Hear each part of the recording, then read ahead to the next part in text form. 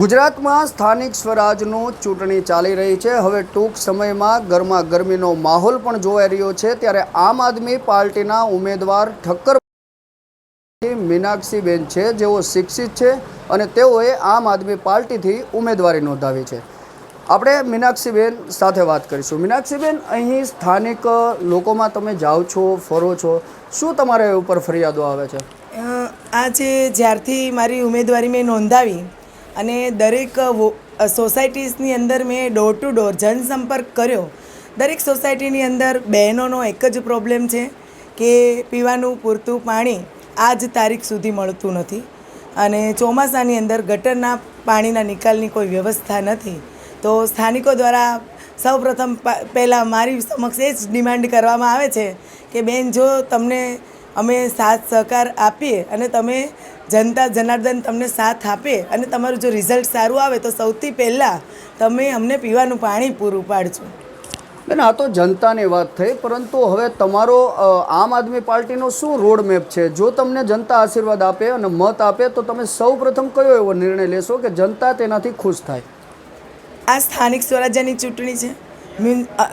દર વર્ષે Ahmedabad municipality corporation દ્વારા જે બજેટ કોર્પોરેટરને ફાળવવામાં આવે છે, તો આજ દિન સુધી 35 વર્ષથી ભારતીય જનતા પાર્ટી શાસક તરીકે છે અને એમની જે ગ્રાન્ટ મળતી હતી એમનો ઉપયોગ કર્યો છે કે કેમ એ જનતાએ ક્યારેય હિસાબ માંગ્યો નથી।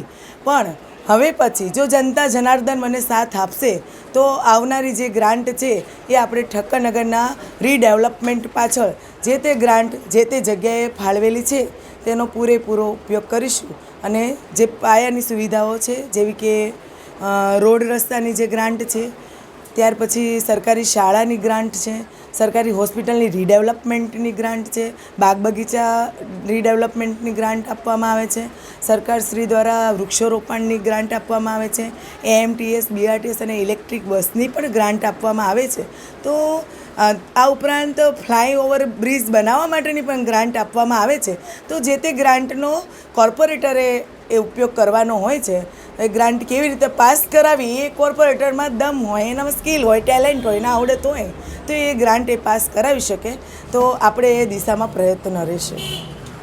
તો આ હતા આમ આદમી પાર્ટીના ઉમેદવાર મીનાક્ષીબેન, જેઓ ડૉક્ટર છે, શિક્ષિત છે। હવે જોવાનું તે રહ્યું કે આમ આદમી પાર્ટી દ્વારા જે ડેવલપિંગની વાત કરવામાં આવે છે તે જનતા, આખરી મત તો જનતાનો જ રહેશે। જનતા મત આપી આમ આદમી પાર્ટીને વિજય બનાવશે કે કેમ?